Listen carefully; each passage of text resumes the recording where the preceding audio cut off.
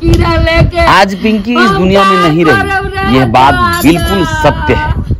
अरे बाबू, कभी कभी जिंदगी ऐसी कहानियां लिखती है जिन्हें सुनकर इंसान का दिल कांप उठता है। ये कहानी है एक ऐसी लड़की की जिसका नाम था पिंकी। पिंकी जन्म से ही अलग थी।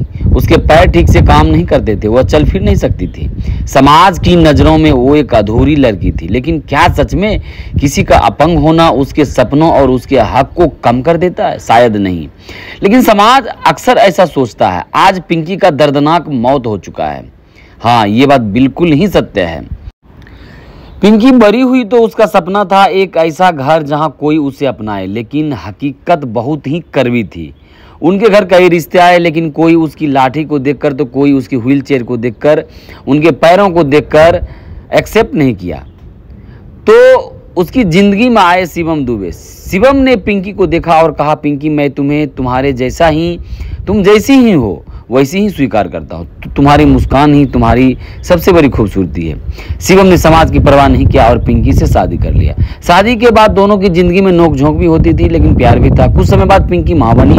उसकी गोद में एक प्यारी सी बेटी आई। पिंकी की आंखों में चमक थी। उसे लगा अब मेरा अधूरा जिंदगी पूरा हो गया, लेकिन किस्मत को शायद यह मंजूर नहीं था। बेटी को अचानक तेज बुखार आया और इलाज के दौरान उनकी मौत हो गई। पिंकी का दिल टूट गया। जिसकी गोद में लोरी गूंज रही थी वो गोद सूनी हो गई। बेटी की मौत ने घर में तनाव बढ़ा दिया। शिवम और पिंकी के रिश्ते में दूरियां आने लगी और एक दिन शिवम ने पिंकी को छोड़ दिया। पिंकी अकेली रह गई, लाचार बेसहारा, लेकिन उसके अंदर की माँ अब भी उम्मीदें ढूंढ रही थी।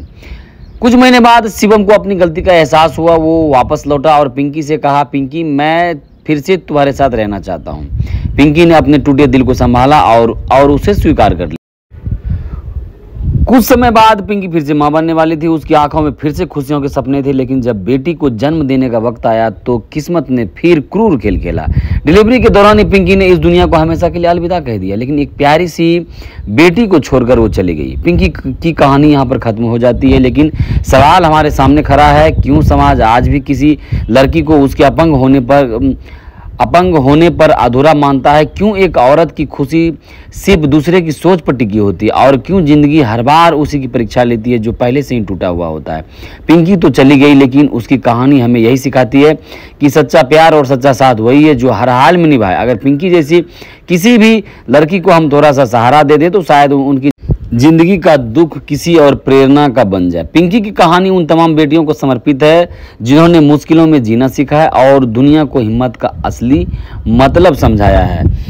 बस आज की वीडियो में इतना ही, और हम अंत में ये कहना चाहेंगे कि पिंकी की आत्मा को भगवान अपने चरणों में स्थान दे, क्योंकि उन्होंने बहुत ज़्यादा ही दुख झेला इस दुनिया में। Thank you watching for me. Thank you, love you. हम का करब रे दादा, अरे बाबू हो।